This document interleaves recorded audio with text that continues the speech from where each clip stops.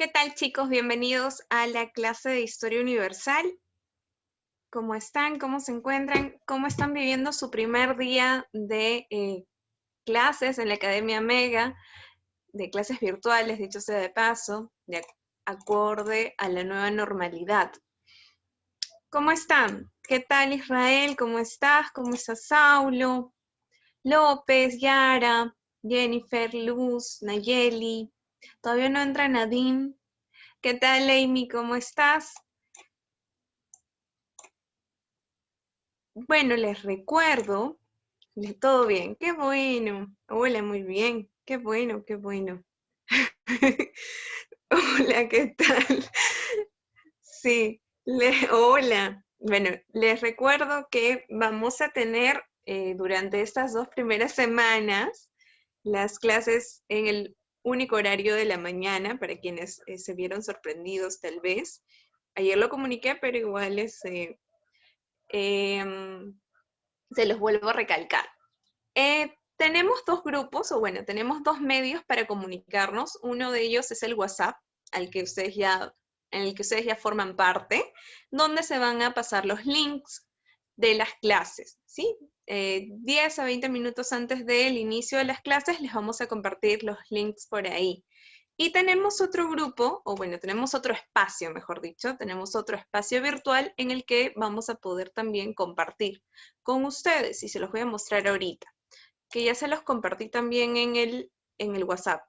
Este es el Classroom de la Academia Mega. Aquí ustedes, bueno, ya recibieron su invitación por correo y también el enlace por WhatsApp. Simplemente hacen clic al enlace y pueden ingresar. No necesitan descargar ninguna aplicación. Es una aplicación que con la que ya cuenta Gmail y solamente te afilias con tu correo. Así que no necesitas descargar absolutamente nada.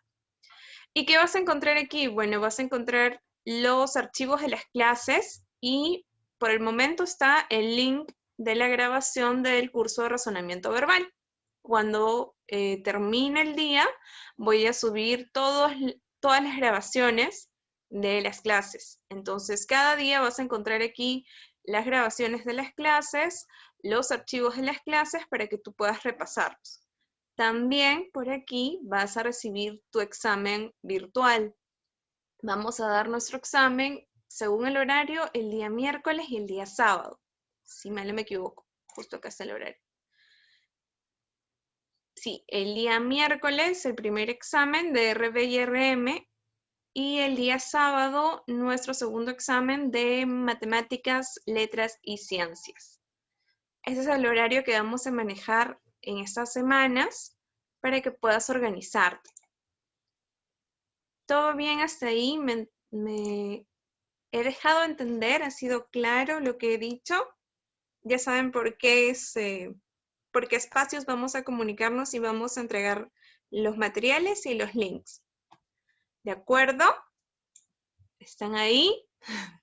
Sí, perfecto. Ya.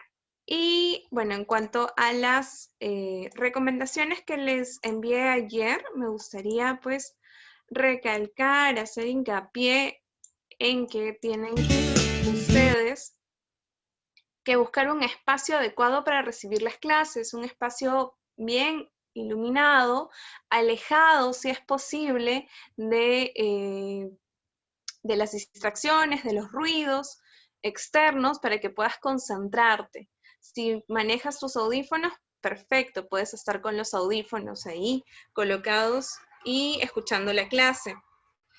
También te voy a pedir que ingreses con el micro apagado, pero cuando quieras intervenir, cuando quieras hacer alguna pregunta, cuando quieras consultar algo al profesor, puedes escribir por el chat o puedes solicitar el activar tu micrófono. Y yo creo que de esa manera vas a poder expresarte un poco mejor o vas a poder detallar cuál es tu pregunta. Así que anímate o te animo a que puedas tú trabajar con el micro y que podamos escuchar tu voz y así de cierta manera podamos sentirnos mucho más cercanos a lo que nos permite este soporte virtual. A ver si, por ejemplo, te digo que prendas tu cámara, de repente si te animas, de repente no, pero el micrófono creo que sí podrías activarlo y hacer la consulta que necesitas. Sobre todo en los cursos de letras, creo yo, que podría ser mucho más efectivo hablar por el micrófono. ¿Qué otra recomendación te había dado ayer? Que tengas un cuaderno de apuntes. Si bien es cierto, los archivos se te van a entregar, vamos a compartirlos contigo. A veces los profesores brindan datos, brindan explicaciones más extensas de las que se encuentran en las diapositivas. Y para eso sería bueno que cuentes tú con un cuaderno separado por cada curso y así puedas terminar de redondear el aprendizaje. Esas son las recomendaciones que te recuerdo y que tengas el ánimo, que estés con la mejor predisposición para recibir las clases, que estés atento, que participes, que confirmes si has entendido o no lo que se te ha dicho, que confirmes si estás por buen camino o por favor detengan la explicación y necesito que vuelvan a repetir lo Hola, que se ha hola, ¿qué dicho. tal? Buenas tardes con Ya todos. llegó ¿Cómo el están, profesor muchachos? Mestanza. Hola, sí, por favor, quiero que me confirmen si logran escucharme. ¿Qué tal? Buenas tardes. Hola, hola. Buenas tardes con todos los chicos de la Academia Mega. ¿Cómo estás, Israel? ¿Cómo estás, Daniel? Hijo, un gusto volverte a ver de manera virtual. ¿Qué tal, muchachos? ¿Cómo están? Buenas tardes con todos. Les saluda el profesor Joel Mestanza. Quiero darles la bienvenida a la Academia Mega. Y como todos ustedes ya saben, estamos acá para cumplir tu sueño, que es el objetivo de ingresar a la universidad. Así que ya sabes, de nosotros depende el lograr el objetivo. De nuestra parte vamos a darte todos los conocimientos necesarios para que tú logres ese gran objetivo. Y bueno, pues en realidad también depende de ustedes, ¿no? De cómo le pongan las ganas necesarias para llegar pues a alcanzar esa vacante, ¿no? Muy bien. ¿Cómo estás, Nadine? Un gusto saludarte. Buenas tardes. Buenas tardes, Israel. ¿Qué opino del plagio del examen de admisión? A los que ya me conocen saben, pues en realidad, mi forma de pensar. Hola, Anderson, ¿cómo estás? Buenas tardes. Simplemente, pues esto ha sido una burla, ¿no? Para los alumnos, para la comunidad en general, que es, como siempre, espera lo mejor de la Universidad Nacional Mayor de San Marcos, pero lamentablemente esa situación, pues en sí, como quien dice, nublado, opacado la gran trayectoria que tiene la Universidad Nacional Mayor de San Marcos. Todos ustedes, no sé si llegan a conocer alguna parte de la historia de San Marcos. San Marcos ha tenido distintos exámenes de admisión y no sé si alguno de ustedes recordará, pero San Marcos pues también tomó en algún momento un examen escrito, ¿no? Hola Yara, hija, ¿cómo estás? Buenas tardes. Hola Jennifer, ¿cómo estás, hijita? Buenas tardes. Cuando San Marcos tomó el examen escrito, por ejemplo, tuvo muchos detractores, fueron muy radicales con la crítica hacia San Marcos, ¿no? Pero siquiera ese examen, si bien es cierto, no se caracterizó por la corrupción o no se caracterizó, pues en realidad, por ciertas incomodidades que haya causado en el alumno, sino que ese examen se caracterizó por ser muy radical. Bueno, hoy ya no hablamos de un examen radical, ¿no? Sino un examen, pues, en sí que ha trascendido, pues, en el facilismo, en la corrupción. Para serte sincero, muchos critican el examen de admisión, pero ¿cuántos en realidad? ¿Cuántos? Y digo, pues, en sí, de los muchos postulantes que hay, muchos contrataron el servicio de docentes, principalmente en el área de ciencias y de matemáticas, para que los puedan, pues, orientar, para que les puedan desarrollar las preguntas que ellos no van a poder. Ahora, no sé si se han enterado, quizá alguno de sus compañeros, amigos que ha postulado, pero también se ha dado la situación de que en algunos no cargaba su examen, en otros, por ejemplo, no salían las preguntas completas. Wow, ha sido en realidad un mamarracho ese examen, ¿no? Para muchos ha sido el peor examen de la historia de San Marcos y creo que no se confunden al decir eso, no es nada exagerado. decir pues que ese examen ha sido una total burla. Bueno, chicos, yo les voy a comentar algo. Ustedes que recién están iniciando su preparación, correcto, con miras al examen de marzo, yo les voy a comentar a ustedes, nada más a ustedes, que este examen de admisión que se avecina en el mes de marzo, probablemente, pese a las críticas y pese a la situación que se viene desarrollando, y así te lo afirmo y recontrafirmo, nunca más va a ser virtual. Después de todo lo que ha sucedido, y si es virtual, van a tomar pero una medida súper radical. Lo más lógico es que en este nuevo examen que se avecina, el cual tú vas a dar, y para eso tienes que estar totalmente preparado, es que este examen sea pues un examen de tipo presencial. No va a ser ya examen virtual. Es quizá una de las maneras de cómo va a poderse compensar o competir con el desastre que se ha desarrollado en este examen. Y si hacen un examen virtual, bueno, lo harán pues en sí tomando sus medidas, ¿no? Con propias computadoras, con un propio sistema de cámaras, porque ya eso de que das de tu casa tu examen, olvídate, hijo. Ya no es una situación pues en sí honesta de parte de muchos postulantes. Muy bien, listo muchachos. Bueno, no vamos a perder el tiempo ya renegando con el tema del examen de admisión. Ya pasó el examen de admisión y yo creo que ustedes han aprendido sin haber dado probablemente este examen mucho de la situación que se está viviendo. En ese sentido, queridos alumnos, vamos a hablar o a tocar un tema que no vamos a volver a desarrollar.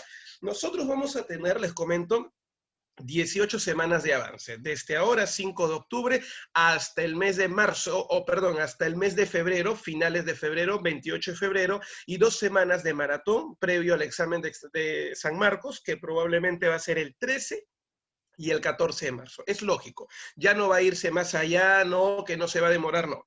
13 y 14 de marzo, porque para esa fecha tienen que sumarse los ingresantes, que valga la redundancia, ¿no? Han ingresado ahora con este examen de admisión virtual, y aquellos que van a ingresar en el mes de marzo para formar parte de la base 2000, algunos lo van a llamar 2021, ¿no? Ya que la base fantasma va a ser la 2020. Solamente hay unos cuantos alumnos que ingresaron en septiembre y otros que ingresaron por la pre. Bien, señores, como ustedes no pueden perder más tiempo y tienen que desarrollar un prospecto, tienen que desarrollar un examen con mucho nivel, vamos a tocar el tema de China y de India. China e India están en el prospecto de examen de admisión, lo trabaja la pre-San Marcos y es necesario conocer un poquito de este tema para luego ya pues en sí, en el ámbito de cultura general, inclusive poder desarrollar un conocimiento previo relacionado con el tema pues en sí de China e India. Cuando nosotros hablamos de culturas como China e India, hacemos referencia a culturas del lejano oriente. Las primeras grandes culturas crecieron en la región del cercano oriente. ¿Cercano Oriente, profesor? Sí, efectivamente. El cercano Oriente es lo que nosotros conocemos con el nombre, pues, en sí de Irak, por ejemplo, o lo que eran antiguamente Mesopotamia, ¿no? Muy cerca a lo que es Arabia, Siria, correcto, Israel, lo que nosotros conocemos como las zonas desérticas, pues en sí del Medio Oriente. Pero el lejano Oriente, ¿a quién hace referencia? A las culturas que se desarrollaron más al lado oriental de quién, más al lado oriental de estos pueblos árabes. Hablemos, por ejemplo, de la India. Cuando hablamos de la India, ¿no? Inclusive es un término que se utilizó mucho en épocas de las invasiones, pues en sí, ¿de quién? De los extranjeros. No sé si todos ustedes recordarán, pero cuando hablamos de las invasiones extranjeras, en el siglo XV, XVI, por ejemplo, se menciona mucho, ¿no? Que Cristóbal Colón, los portugueses buscaban llegar ¿a dónde? Buscaban llegar a la India y a China. Al final, ¿qué terminó pasando? Ellos terminaron llegando, pues en sí, a otro continente. Solo los portugueses llegaron, pues en sí, a la India, ¿no? En el continente asiático. ¿Y qué terminó pasando con Cristóbal Colón y el proyecto español? Terminaron llegando a una India distinta. Cristóbal Colón, hasta el día de su muerte, en el año 1506, juraba y recontrajuraba que había llegado a la India. Él decía, por la zarita, yo llegué a la India, pero no era así. Él no llegó a la India. Y entonces, profe, ¿a dónde llegó? A un nuevo continente que ya sabemos, se le llama América, ¿no? Tú sabes que nuestro continente se llama así en honor, pues, a Américo Vespucio. Muy bien, entonces, somos mal llamados indios, no deberían llamarnos indios cuando hablan, pues, en sí de nuestro continente. Bueno, cuando hablamos acerca de la India, estamos hablando de una cultura que se ubica en la península del Indostán. Esto que tú ves a continuación es la península del Indostán, ¿correcto? Es el lado oriental de lo que viene a ser Arabia. Repito una vez más, el lado oriental de Arabia, ¿correcto? Profe, eso quiere decir que, señale por favor esa parte. Eso quiere decir que si yo viajo, por ejemplo, a la región norte, ya, este es el sur de India, este es el norte de India. Este es el lado acá. Si me voy a la derecha, es el este, o región oriental, y si me voy a la izquierda, es el oeste. Si yo me voy al noroeste, ¿a dónde estoy llegando? Estoy llegando al territorio árabe. Por ejemplo, acá está Irán. Si se acuerdan de Irán, acuérdate que en la antigüedad ahí se ubicó una cultura guerrera, una cultura que fue tan, pero tan violenta, que en algún momento logró invadir a quién, por ejemplo, logró invadir a Mesopotamia, logró invadir a Egipto, dando caída justamente a su historia. ¿Sabes de quién estoy hablando? Estoy hablando de los persas, ¿correcto? Bien, te voy a contar. Entonces, se ubican en la península del Indostán, a las orillas de los ríos Ganges y el río Indo. Justamente el Ganges es considerado el río, pues, sagrado de todos los indios. Muy bien. Ahora, el Indo es aquel río también que le da fertilidad a quién, a estas tierras. Justamente por el nombre del río Indo es que a ellos se les conoce con el nombre de indios. En este lugar nacieron dos grandes civilizaciones. La primera de todas, Harappa y Mohenjo-Daro.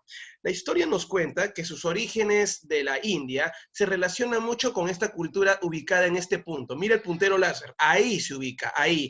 Hace un rato yo te dije, ¿qué cultura se ubicaba ahí? Una cultura que había logrado derrotar a los egipcios y a los mesopotámicos. ¿Cómo se llama esa cultura? A ver, por ahí ya me están respondiendo.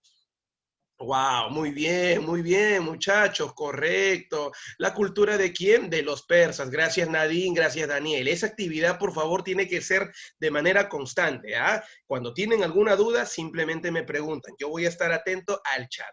Correcto, muy bien, Daniel, y muy bien, Nadine. Entonces, nosotros cuando podemos atestiguar el color racial que tienen los llamados persas, los persas son hombres, correcto, de color medio marroncito. Negros no son. Los árabes tienen un color marrón. Los hombres de raza negra propiamente dicha son aquellos hombres que se ubican pues en sí más a la zona sur, correcto, y relacionada principalmente con la región de África.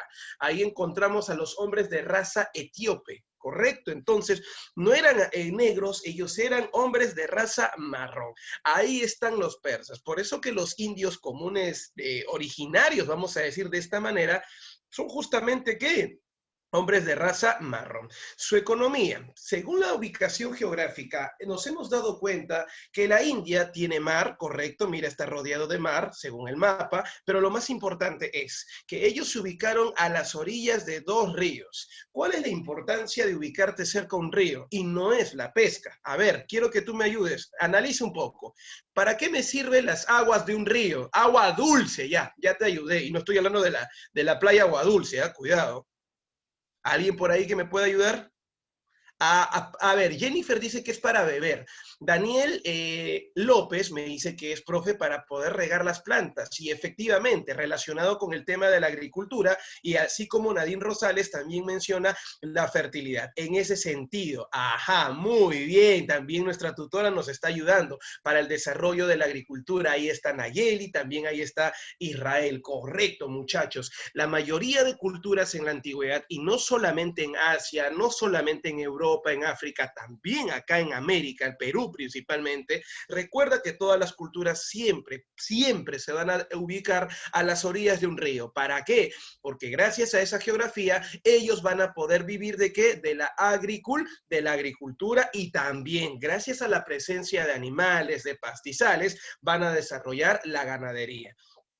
Quiero comentarte que justamente este último, cuando hacemos referencia a la ganadería en el caso de la cultura de la India, la ganadería ha sido importantísimo. Y tú te preguntarás, profe, ¿por qué motivo la ganadería es importante? Resulta que ellos le rendían un culto así, un respeto y culto a la vaca.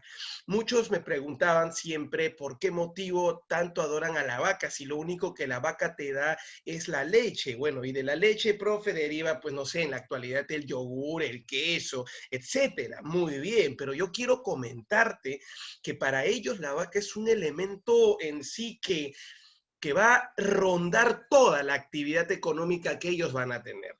A ver, por ejemplo, la vaca es un animal de tracción, un animal que es utilizado como animal de carga, pero también se utiliza su fuerza para el sistema de arado de la tierra.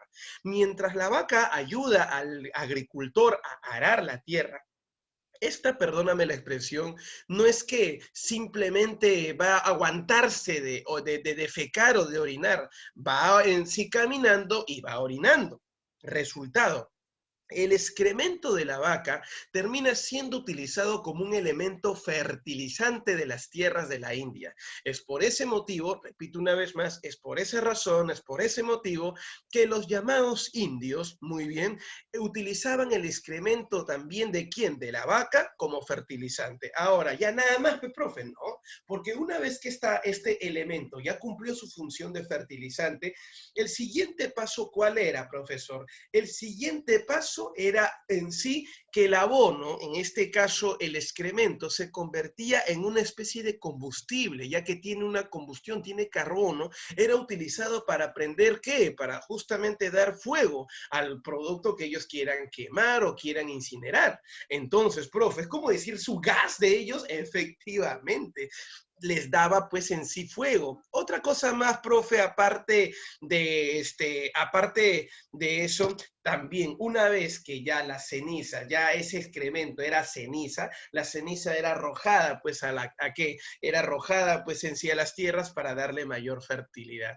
Ahora, es animal de carga, es animal de arado, es animal que ayuda a fertilizar su excremento, te da la leche, etcétera, hasta su cuero cuando muera ya lo utilizas. ¿Te has dado cuenta cuántas actividades se desarrollan gracias a la presencia de la vaca? Por ese motivo el gran respeto. Matar una vaca significaba pues en realidad cometer un pecado, es como matar a tu padre o a tu madre. Muy bien, listo amigos. Entonces, hasta acá hemos comentado que la India tiene una ubicación estratégica para vivir de la agricultura y ganadería. Y su origen está relacionado con los hombres de raza marrón. ¿A quién hago referencia, muchachos? A los hombres de la India.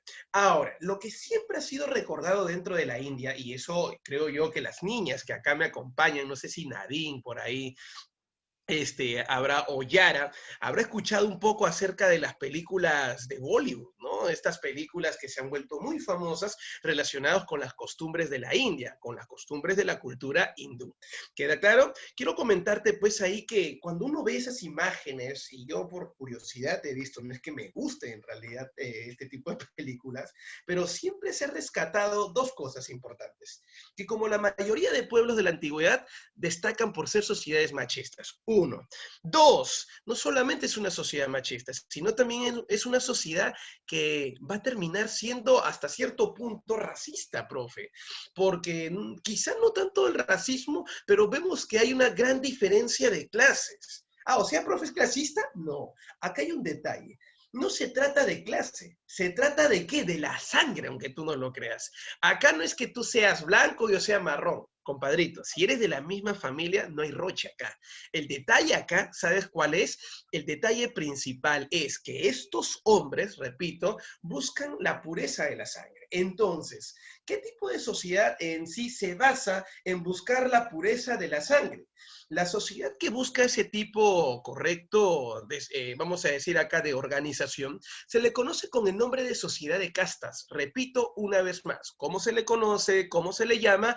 Se le conoce o se le llama sociedad de castas. ¿Qué cosa en sí busca una sociedad de castas? La pureza de la sangre. ¿Y cuál es su objetivo? Ahí dice, ¿no? Hay un conector que dice, y evitar la movilidad social. Claro, son unas ratas. ¿Por qué motivo?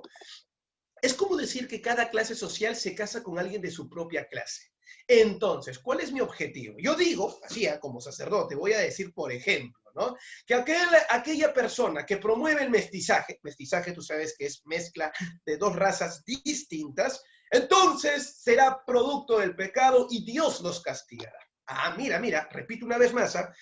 Las personas que no respeten la ley de Dios y promuevan el mestizaje, la mezcla de dos razas distintas, van a ser símbolo del pecado. Entonces yo te pregunto algo, no quiero ser parte del pecado, no quiero que Dios me castigue. ¿Qué tengo que hacer? Simple, tengo que hacer caso a lo que ellos me dicen. Y en ese sentido, como tengo que hacer caso, a lo que ellos me dicen, entonces, ¿qué es lo que termina pasando? Simplemente no me puedo mezclar con alguien que no sea de mi casta, no puedo mezclarme con alguien que no sea de mi propia raza. Por ese motivo, ¿cuál es mi objetivo? Mi objetivo principal es casarme, relacionarme, reproducirme con alguien de mi propia casta. Y así, ¿te has dado cuenta? Cada quien se mantiene en su lugar. Los ricos con los ricos, los pobres con los pobres. ¿Te diste cuenta? Entonces, profe, acá no se quiere... A ver, me estoy dando cuenta que quieren evitar la movilidad social. Y quiero entender que cuando dice usted evitar la movilidad social, es que quieren acabar con la historia bonita de la chica pobre que se enamora del rico y el rico la saca de la pobreza y la convierte en una mujer de la nobleza a ella y a su familia. O sea, estas historias de los cuentos acá no quieren, ellos no quieren ver, efectivamente, ellos no quieren ver esas historias. Hasta acá, pregunta. Chicos, ¿me dejo entender? Por favor, necesito sus respuestas. Pregunta, ¿me estoy dejando entender hasta acá? Si no, para repetir, por favor, grupo. A ver, ¿qué me dice mi grupo de la Academia Mega? Muy bien, Israel, muy bien, Nadine. Gracias, Daniel, gracias, Yara, gracias, Anderson y Nayeli. Y también Jennifer me dice que sí, profe. Entonces, puedo continuar. Gracias, Pierito. Muy bien, hijo. Entonces, vamos a continuar, señores. Bien, este sistema social no es establecido por los hombres de raza marrón. Ah, su profe, yo ya estaba alucinando. ¿Cómo van a ser racistas entre marrones? Y los marrones son medio chaufitas, medio color puerta. Claro, hijo, pero hay un detalle, pues, ¿no? Y algunos se están identificando por ahí, me dice. Oye, ¿qué me miras a mí, hijo? Yo estoy blanco, por si acaso, ¿ah? Sino que estoy camuflado, que es distinto. Muy bien, señores, quiero comentarles que este sistema de sociedad correcto, así, racista, y a la vez también una sociedad de castas, fue establecido durante un periodo llamado el periodo ario. Los arios hacen referencia a los hombres de raza blanca, y es que la India terminó siendo invadido por pueblos indoeuropeos. Los indoeuropeos tienen por característica ser hombres blancos y ellos traen, por ejemplo, el hierro, traen la llamada vida militar y entonces van a atacar a un pueblo que tiene una costumbre agrícola y van a someterlo fácilmente porque no sabe pelear, porque más se dedicaba al culto religioso.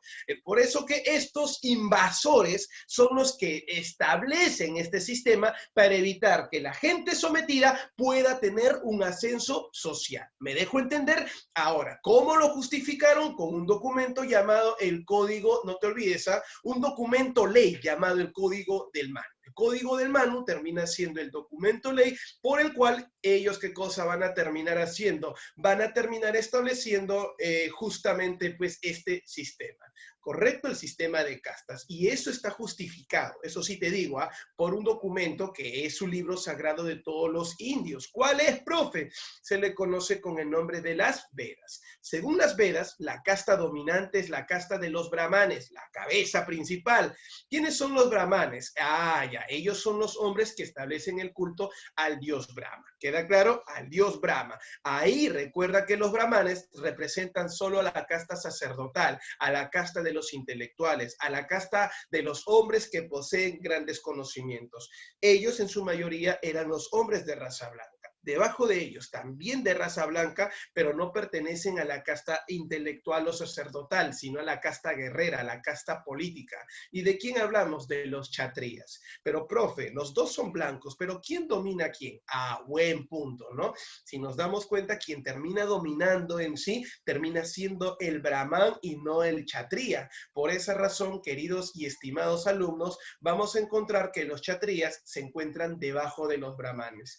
Más abajo, ya en el punto medio, el amarillo intenso, ese amarillo patito, encontramos a los vaishyas. ¿Quiénes son los vaishyas? Son los comerciantes, ¿correcto? Y artesanos que tiene la India. Son los hombres, podríamos decir que por el poder económico que tienen gracias al comercio, serían una especie de clase media. Repito una vez más, ¿Qué cosas son ellos? Son una especie de clase media. Muy bien, entonces, ahí están los Vaishyas. Debajo, los Sudras, que son los hombres humildes, que vienen a hacer ¿qué cosa? Los llamados campesinos, trabajadores, y para algunos inclusive ahí pueden estar hasta los esclavos. Son la pezuña de la sociedad, son lo más apestoso, lo menos reconocido de la sociedad, de la llamada sociedad de la India. Entonces, brahmanes, sacerdotes, chatrías guerreros, vaishyas artesanos y comerciantes, y el pueblo común y corriente Sudra, donde están los campesinos, trabajadores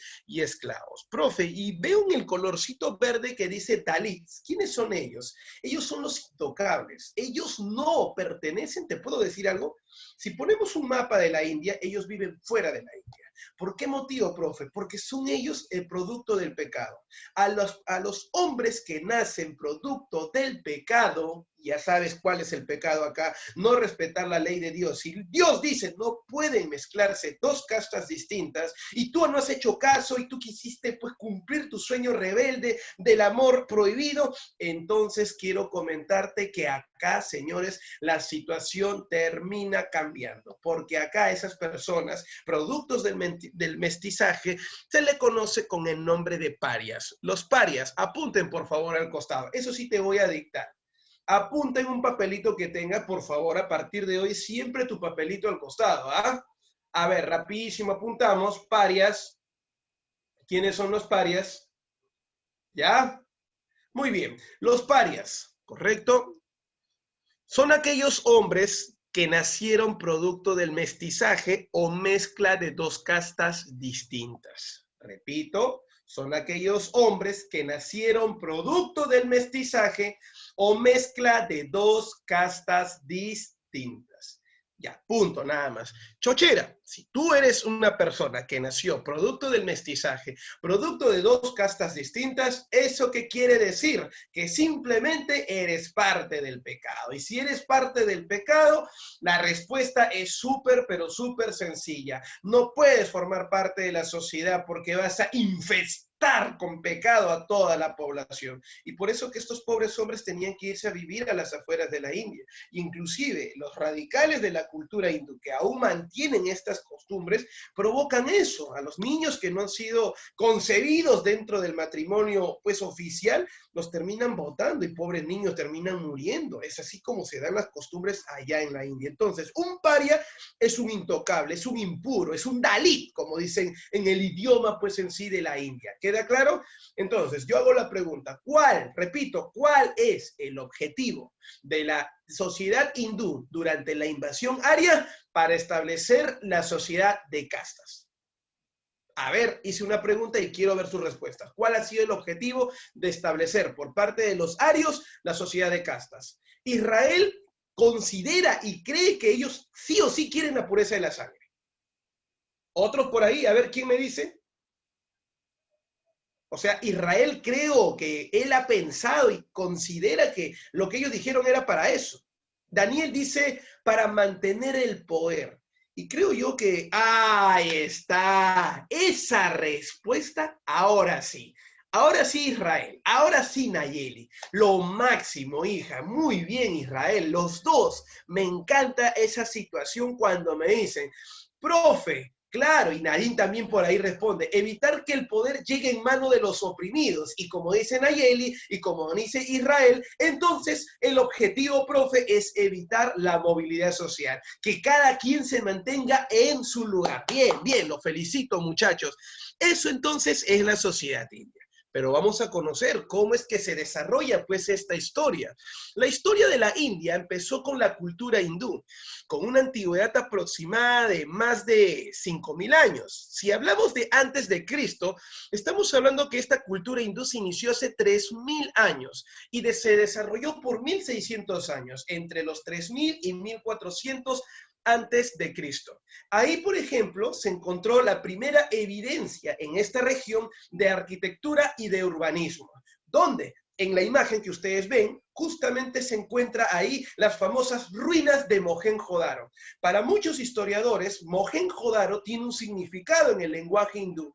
¿Y cuál es ese lenguaje o qué significa la ciudad de los muertos? Dicen que en torno al año 3000 a.C., los primeros habitantes, que eran conocidos con el nombre de Drávidas, se instalaron en el valle del Indo, o sea, del río Indo. De ahí viene el nombre de India. Muchos de ellos eran tribus agrícolas que procedían pues justamente de la región de Irán, a lo que nosotros, ya te dije ya hace rato, eran los hombres de raza marrón, serían pues los llamados persas. Y se fusionaron con los habitantes del Alto Valle del Indo y del Ganges. Entonces, a ver, los que hicieron conocido a esta cultura fueron los hombres que por necesidad de tierras, correcto, terminaron llegando a esta zona del Valle del Indo y del Valle del ¿qué? Del Ganges. Estos habitantes, repito una vez más, estos habitantes, ¿cómo eran llamados? Eran llamados drávidas y ellos se mezclaron con los antiguos habitantes, o sea, los persas agrícolas llegaron a esta región y se mezclaron con los habitantes originarios, creando una cultura urbana. Ahí está. Cuando hablo de cultura urbana, la imagen nos dice todo. El desarrollo del urbanismo a través de las construcciones. Ahí encontramos a las ciudades más importantes. ¿Cuáles fueron? Jarapa y la ciudad de Mohenjo-Daro. Su periodo, cuenta la historia, de mayor esplendor estuvo comprendido entre los años 2300 y el año 1750 antes de Cristo. ¿Correcto? Acá en esta cultura, si nos damos cuenta, la vida en sí fue promovida por los nuevos habitantes que llegaron por necesidad de agricultura. Era lógico que ellos iban a implantar un sistema de ¿qué? Para la agricultura, y ese es el sistema de regadío. Aparte, se cuenta que en esta época ya existía un sistema de escritura, muy poco entendible, ya que era una escritura basada en símbolos, como era la escritura jeroglífica, que aún, por ejemplo, no ha podido descifrarse. Entonces, en resumen, los primeros habitantes de la India fueron los drávidas, hombres que nacieron de la mezcla de los antiguos habitantes del Indo y del Ganges con los llamados persas dedicados a la agricultura. Color racial, hombres de color marrón. Número 2, que todos ellos ya venían con un sistema de escritura, pero lamentablemente hasta el día de hoy no se ha podido, ¿qué? No se ha podido descifrar. ¿Cuál es esa? La escritura jeroglífica. Ahora, amiguitos, destacaron por el urbanismo, por la construcción de una ciudad como era Jarapa y Mohenjo-Daro. Mi pregunta para ustedes es, ¿podemos decir que ellos destacaron en el aspecto militar, sí o no? Solamente dime un sí o un no. Quiero ver tu respuesta. A ver, hola, hola. ¿Qué me dices? ¿Qué me dicen, muchachos? Muy bien, correcto, Jennifer, Nadine, Saulo, Nayeli y la gran Yara Vega. Correcto, hija. Eso me encanta, tu respuesta. Efectivamente, profe, no, así a secas. ¿Por qué? Porque en ningún momento hemos hablado de una travesía militar, de una expansión militar o de alguna campaña o guerra. Entonces, claramente vemos que es una sociedad agrícola. Y eso justamente los afectó, porque ellos terminaron siendo, te dije, invadidos por una sociedad que trajo un nuevo sistema, una nueva forma de vida, una nueva cultura. Y a ese periodo se le conoce, para algunos historiadores lo llaman el periodo ario. Y este periodo ario se estaría dividiendo en dos, ¿correcto? El periodo védico, el periodo brahmánico, y bueno, hay uno más, perdón, serían tres, y el periodo búdico. Hablemos del periodo védico, que pertenece a la etapa aria, desarrollada entre los años 1400 y 500 a.C. Acuérdate lo que te dije hace un rato. La vida de los indios originarios era una vida netamente agrícola, pero cuando fueron sometidos por los llamados extranjeros arios, hombres de raza blanca, dejando de lado pues las costumbres del hombre de raza marrón, correcto, ellos introdujeron un nuevo estilo de vida y una nueva forma de sociedad, una nueva forma de dominación. Es por ese motivo que fueron invadidos por tribus indoarias, donde destacaron los famosos maurias o arios. Quiero contarte que los arios eran conocidos con el nombre de raza de la tribu mauria, los cuales implantaron, ya tú sabes, la sociedad de castas. Ah, profe, entonces, la sociedad de castas, a manera de resumen, según todo lo que nos ha comentado, recién nace con la invasión extranjera. Ahora me entendiste. Sí, efectivamente. Este periodo se llama védico porque buscaron dominar de dos formas. Primera forma, hijo, quiero comentarte que la primera forma de dominación surgió mediante ¿qué? Mediante el sistema militar, a través del uso de la fuerza. Pero como te dije hace un momento, ¿por qué utilizar la fuerza si ellos no eran un pueblo guerrero? Ellos eran principalmente un pueblo agrícola. Es por ese motivo que el dominio militar fracasó acá en la India. Profe, si fracasó en la India el dominio militar, ¿qué dominio entonces terminó siendo el más importante? Ahí viene mi respuesta. El dominio, y espero que no te olvides, el llamado dominio, para todos ustedes, religioso. Claro, utilizaron la idea de la fe, la idea de lo sagrado, de que los dioses están con nosotros, que los dioses te van a premiar o dar tal. Y de esta manera, señores, surgió justamente una forma de dominación. Por eso, entre los hechos, vamos a ver que es la época donde aparece la escritura. Ya te dije que los anteriores tienen una escritura que no se ha entendido nada. Si hoy conocemos una historia clara, verídica y eficaz, es gracias a la escritura que trajeron los arios, que es conocida con el nombre de escritura del sánscrito. Repito una vez más cómo se le llama el sánscrito. Dos, que los que van a dominar, ¿quiénes eran? A ver, te hice una pregunta. ¿Son sacerdotes o militares? ¿Cuál fue la mejor manera, rápida y eficaz para poder dominar a esta sociedad? Hago la pregunta y espero su respuesta. Vamos, Daniel, ¿qué dices tú? Vamos, Yara, Nayeli, ¿qué me dicen, por favor? Ah, muy bien, claro. Como dice tu compañero Daniel, Nadine, ahí está Jennifer. Claro, el dominio religioso. Por ese motivo destacan los sacerdotes o brahmanes, quienes escriben las Vedas, que son considerados el himnos, que termina siendo considerado el libro sagrado de la India. Son himnos religiosos, cantos que hacen referencia al origen de cómo surge la vida en dónde, en la India. Como era de esperarse, ellos introdujeron herramientas de bronce, por ejemplo, y los carros tirados por los caballos, lo que vamos a llamar carros de guerra, ¿correcto? Ellos justificaron el dominio social y predominio de los sacerdotes por sobre los guerreros. O sea, para ellos los sacerdotes, por tener contacto con Dios, son las personas de mayor poder intelectual sobre la gente que utiliza la fuerza. Ahora entiendes por qué motivo. A ver, acá el sacerdote, perdóname la expresión, es un vivazo. ¿Y por qué motivo es un vivazo, profesor? Porque si nos damos cuenta, él sabía que en cualquier momento el guerrero se puede rebelar y lo puede sacar del poder.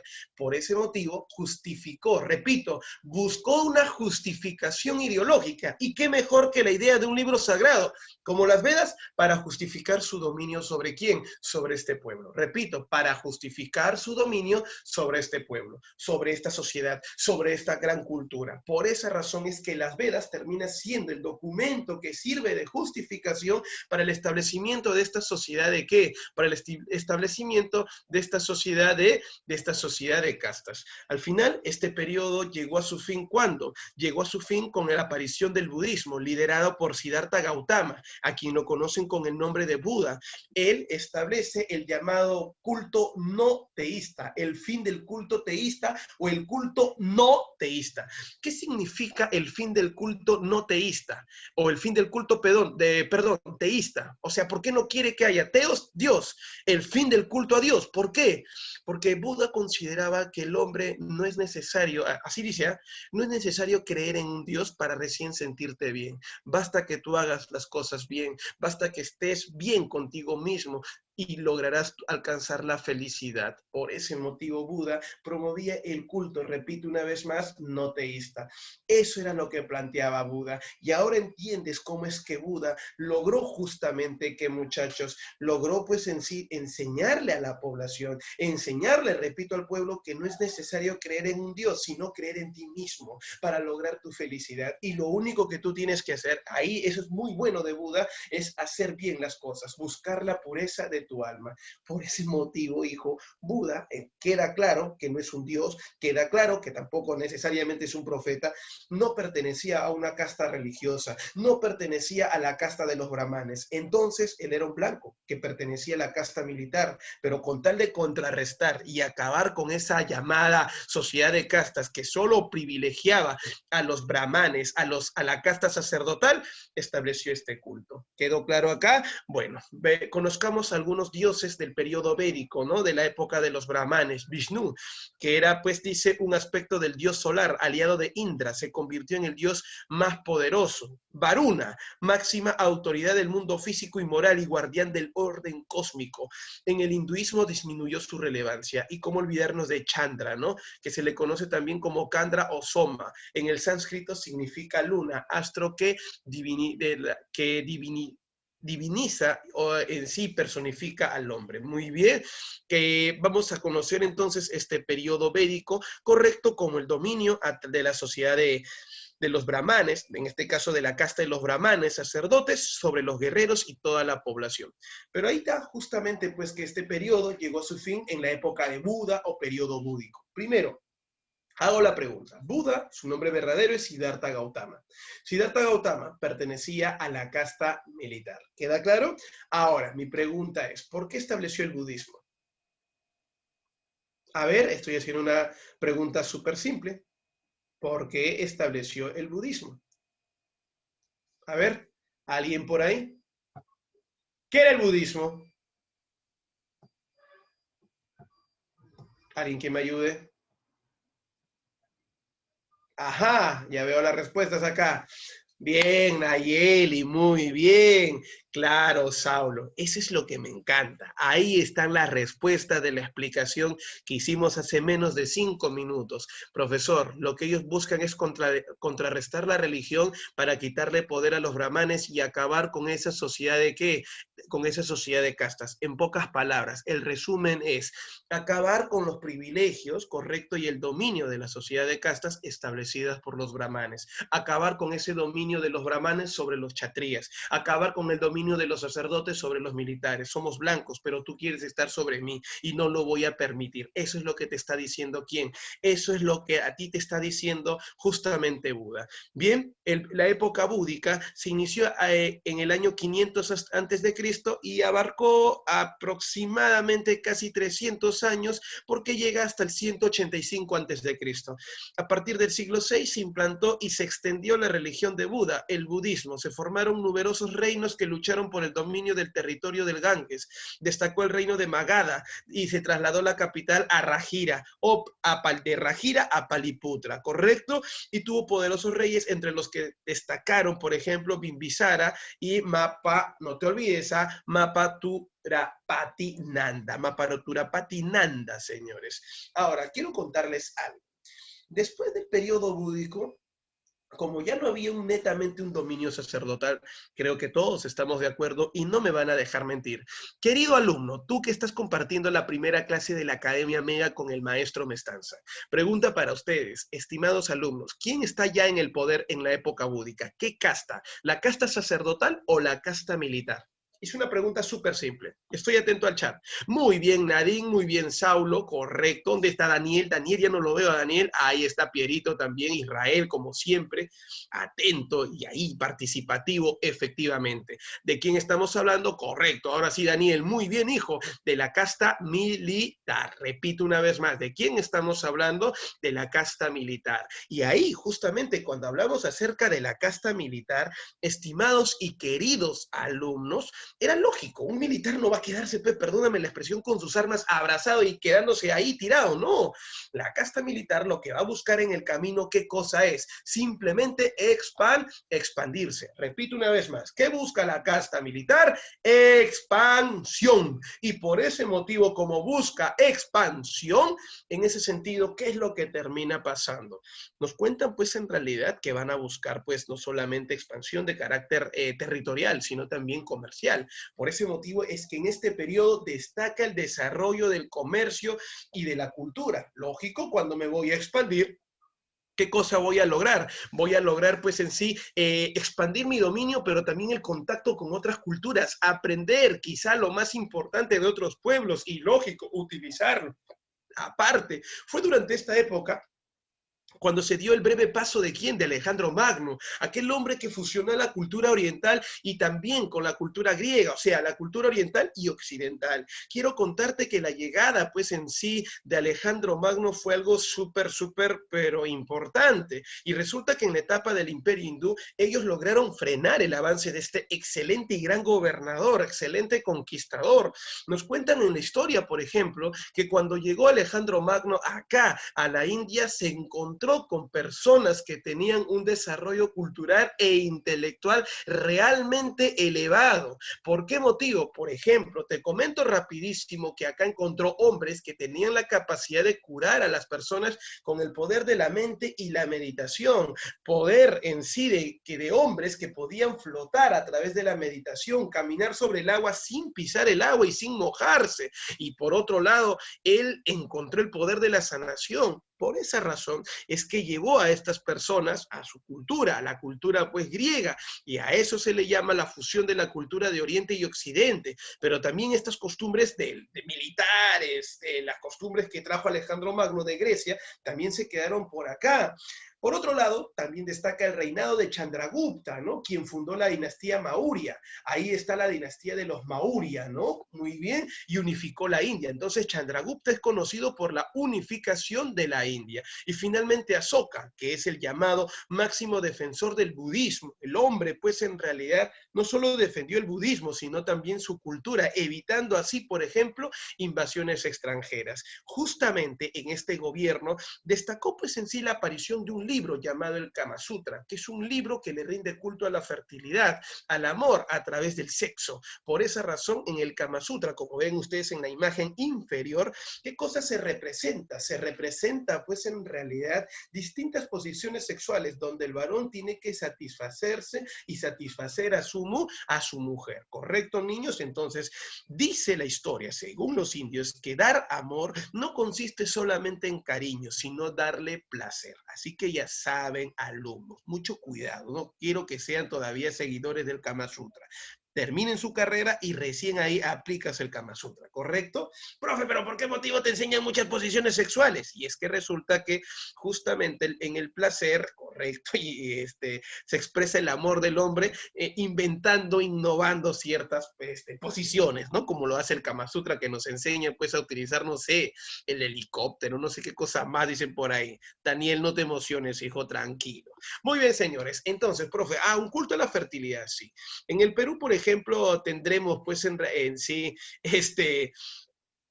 tenemos una versión del Kama Sutra, pero hecho escultura, ¿no? No sé si se acuerdan de los moches, ¿no? Los moches, su madre, esos patas, pero ellos representan el Kama Sutra andino peruano, ¿no? Algunos lo consideran así, ¿no? La representación del Kama Sutra andino. Muy bien, señores, entonces, ahora quiero comentarte, profe, si el budismo es, claro, los huacos eróticos, Daniel, efectivamente. Amigos, si hablamos del budismo, el budismo es una religión, es una cultura que está creciendo. Profe, ¿usted me puede mencionar en el aspecto religioso, ¿tienen un templo en especial? Claro que sí, ellos tienen sus templos. ¿Y cómo se le conoce a sus templos? Se le conoce con el nombre de estupas. Repito una vez más, ¿cómo se le llama? ¿Cómo se le conoce? Se le conoce con el nombre de estupas, ¿correcto? Muy bien, listo. Ahora, vamos a ver. Si bien es cierto, por su ubicación geográfica, te voy a contar algo. La India siempre ha sido víctima de invasiones. Inclusive, ya hace rato al iniciar la clase, comentamos un poco acerca del término India. Los españoles, los portugueses buscaban llegar a la India. En el futuro, Francia, Inglaterra buscaron llegar a la India también, ¿por qué? Para explotar sus recursos naturales. Hay que acordarnos que recién en 1947, gracias a Mahatma Gandhi, ¿correcto? Es que ellos lograron justamente su llamada independencia, ¿no? Con la política de no violencia, pero desobediencia civil. Muy bien, listo. Bien, si bien es cierto, su historia en sí de la India antigua ha culminado, hoy podemos encontrar algunos rezagos de su cultura, por ejemplo, en la literatura. donde relatan grandes historias, guerras, epopeyas, ¿no? Como el Ramayana y el Mahabharata. El Ramayana, no te olvides por favor, termina siendo pues el libro que va a relatar, ¿no? Su historia, su origen, ¿no? Y el Mahabharata son los himnos, los cantos. En la arquitectura, ahí está, vemos a la mano derecha, parece un cono, ¿no? Ese viene a ser justamente sus templos sagrados de los llamados indios. Ahí encontramos pues en realidad, ¿qué cosa? El llamado culto, el llamado lugar de culto que es llamado estupas, que te mencioné hace un rato, ¿no? Ahí en la parte de abajo vemos pues en realidad la historia de Ramayana, correcto, el Mahabharata, donde vamos a ver la lucha del bien contra el mal. Y finalmente la religión, ¿no? La religión brahmánica fue la religión inicial que establecieron los arios como sistema de dominación dentro de este territorio. Luego apareció el budismo, correcto, y en la actualidad se habla del hinduismo, que es una especie de fusión, correcto, de estas dos religiones. Chicos, una consulta para ustedes. ¿Qué diferencia hay entre el brahmanismo y el budismo? ¿Alguien quizás sabe esa historia? ¿Cuál es la diferencia? A ver, te comento que en el brahmanismo tú rindes culto a la naturaleza y en el budismo es espiritual. Yo te pregunto, ¿qué cosa criticaba el budismo del brahmanismo? A ver, hice una pregunta simple, para continuar con China ya. A ver, por ahí, ¿quién me ayuda? ¿Qué cosa criticaba el budismo del brahmanismo? Pero hace rato venimos repitiendo una y otra vez ese tema. Por algo apareció el budismo. Hay una razón para su aparición. ¿Cuál es la razón? A ver. Hola, hola. ¿Quién me ayuda por ahí? Danielito, Israel, Piero, Nadine por ahí, Nayeli, Saulo. ¿Qué me dicen por ahí? ¿Nadie? ¿No se acuerdan, muchachos? Vamos, vamos, vamos, vamos. Yo sé que ustedes pueden. Pero fue fácil, ¿ah? Creo que todos estamos ahí. Ajá. Muy bien, profe. El dominio de que imponía la creencia de la sangre pura. Y en realidad, justamente el budismo sale para eso, ¿no? Para oponerse a esa idea, para acabar con esa llamada sociedad de castas y acabar con el dominio brahmánico. Hace rato venimos mencionando todo eso. Muy bien. Pregunta, muchachos, queridos alumnos, pensaba eso, pero no estaba seguro. No te preocupes, Israel, pero por favor ya no dudes de tus conocimientos. Queridos alumnos, quiero preguntarles hasta acá. ¿Me dejé entender con el tema de la India? ¿Sí? Gracias, Israel. Gracias, Daniel. Muy bien, Nayeli. Ahí está Pierito. Sí, profe, me dicen por ahí. Listo, muchachos. Entonces, vamos a la parte de India. ¡Wow, profe! La India antigua. En primer lugar, oye, hablar hoy en día de la China antigua. Si hablamos hoy en día de China, a ver, te hago una pregunta simple, chochera. ¿Con qué lo relacionas a la India actual? A ver, o a la China actual. ¿Qué cosas recuerdas hoy de China? A ver, por ejemplo. Vamos a lluvia de ideas, vamos, vamos. Quiero que me ayudes con eso. Hoy en día, por ejemplo, ¿qué recuerdas de China? Daniel dice, el COVID, dice, bueno, ya el COVID, ya. Israel, la muralla china. Y ojo que eso, si bien hoy en día que es uno de los centros turísticos más importantes de China, pero eso es de la antigüedad. ¿Qué cosa hoy en día muchas veces relacionamos con China? Por ahí alguien me dice Huawei, me dicen, ya, está bien, los celulares, ya, tecnología, por ejemplo, ¿no? Pero te has dado cuenta que el chifa de pelito, dice, chifa de pelito, profe, muy bien. Oye, chochera, ese Saulo se pasa. Chochera, pero nos damos cuenta de un detalle, todo se relaciona con una actividad. ¿Y cuál es esa actividad? Todo se relaciona con la actividad del comercio, campeón. Repito una vez más, ¿todo con qué se relaciona? Todo se relaciona con la actividad del comercio. Gracias, Piero, correcto. Por ese motivo, vamos a ver en sí que según la ubicación geográfica que tiene, pues en realidad la India, o China, perdón, China tiene pues no solamente ríos, mira todas esas venas celestes que tiene. ¿Qué cosa también tiene, profe? También tiene mar. Salida al Océano Pacífico. Entonces, estamos hablando de una China, profe, como quien dice, bendecida por los dioses, que tiene alta propiedad, pues en sí, para la agricultura y ganadería, y una gran presencia de mar con el cual desarrollan pesca, y sí, efectivamente, además de que son grandes intelectuales y conocedores del arte de la navegación. Y gracias a ello van a desarrollar lo que va a ser el comercio marítimo. Oye, yo revisaba unos libros, te comento, y encontraba, ya la próxima clase creo que te voy a presentar algunas imágenes, ¿ya?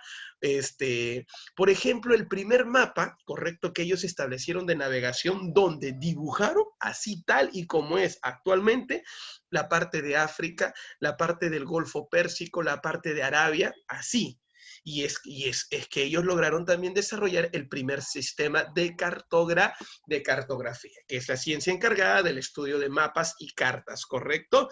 Bien, la China antigua se ubicaron pues en el continente de Asia, a las orillas de dos ríos, el río Huanghu, que en español significa río amarillo, y el río Yangtze-Kiang, que es el río azul. Entonces, ubicado entre dos ríos importantes, el Huanghu y el Yangtze-Kiang. Mi pregunta es, profe, ¿por qué se ubicaron cerca a un río? La respuesta, yo mismo me lo voy a responder, ya lo hemos mencionado hace rato, es por la presencia de la, no te olvides de qué, del agua, que van a servir para qué, para regar las plantas, desarrollar actividades como la agricultura y también la ganadería. Recordemos que ellos aparecieron entre el Huanghu y el Yangtze-Kiang, pero luego se extendieron al lado oriental, o sea, a la mano derecha. ¿Hacia dónde? Hacia el Océano Pacífico. Ahora, sus límites. Por el norte, ¿con quién van a limitar? Con Mongolia y tocan una parte de Rusia, pero principalmente los mongoles, ¿correcto? Acuérdate, no te identifiques, he dicho que te recuerdes, ¿correcto?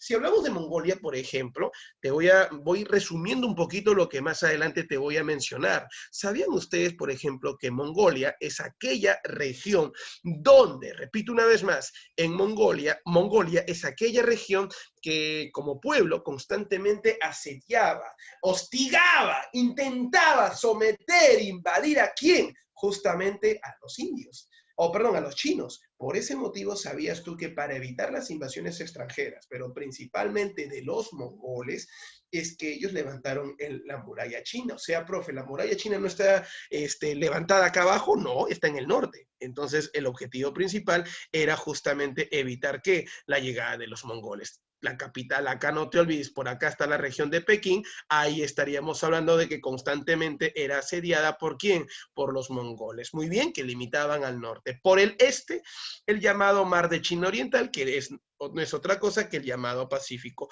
Por el sur, acá está Birmania, correcto, Vietnam, la zona de India, Bután, Nepal. Y por el oeste, Pakistán, ahí está, correcto. Entonces, esos vienen a ser los límites de la China antigua.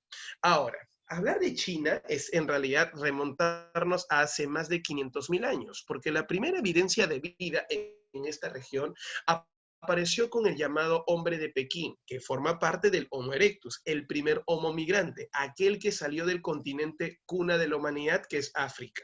El llamado hombre de Pekín, hombre de Java, o no sé si ustedes se acuerdan, o algunos lo llaman pues el Sinanthropus o Pithecanthropus, que son sus nombres científicos, Java o Pekín. Recuerda tú pues en sí que fueron los primeros en dejar una evidencia de vida en el territorio asiático, principalmente en el territorio chino.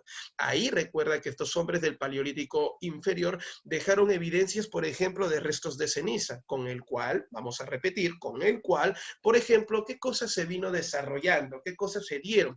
A ver, con el cual se dieron cuestiones particulares como, a ver, repito, como que restos de ceniza, correcto, con el cual se mostró evidencia de que fueron los primeros en hacer uso del fuego. Mejoraron sus herramientas en su cuerpo, física y biológicamente hablando.